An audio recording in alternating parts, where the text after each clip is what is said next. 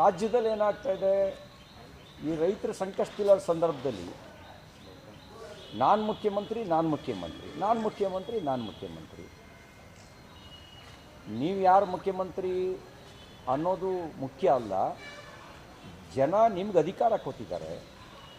ನೀವು ರೈತರ ಸಂಕಷ್ಟಕ್ಕೆ, ಜನರ ಸಂಕಷ್ಟಕ್ಕೆ ಸ್ಪಂದಿಸಿ, ಅವರ ಕಷ್ಟದ ನೆರವಿಗೆ ಬನ್ನಿ.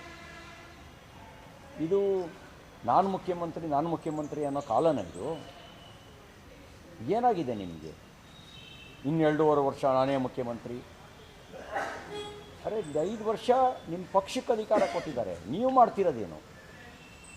ಭ್ರಷ್ಟಾಚಾರ ಮಾಡೋಕ್ಕೆ ನಿಮಗೆ ಅಧಿಕಾರ ಕೊಟ್ಟಿದ್ದು? ಗುತ್ತಿಗೆದಾರರ ಪತ್ರ ಬರೆದಿದ್ದಾರಲ್ಲ, ಓದಿ ನಿಮಗೆ ನಾಚಿಕೆ ಆಗಲಿಲ್ವಾ? ಜನ ನಮ್ಮ ಬಗ್ಗೆ ಏನು ಅನ್ಕೋತಾರೆ ಅಂತ ಅನ್ನಿಸ್ಲಿಲ್ವಾ? ನಿಮಗೆ ಬರೆದಿರೋದು ಮಾನ್ಯ ಮುಖ್ಯಮಂತ್ರಿ ಸಿದ್ದರಾಮಯ್ಯನವರೇ ಪತ್ರನ. ಭ್ರಷ್ಟಾಚಾರ ಡಬಲ್ ಆಗಿದೆ ಅಂತ ಹೇಳಿದ್ದಾರೆ, ಕಮಿಷನ್ ಡಬಲ್ ಆಗಿದೆ ಅಂತ ಹೇಳಿದ್ದಾರೆ. ನಿಮ್ಮ ಸರ್ಕಾರದ ಬಗ್ಗೆ ಅವ್ರು ಕೊಟ್ಟಿರುವಂಥ ಸರ್ಟಿಫಿಕೇಟು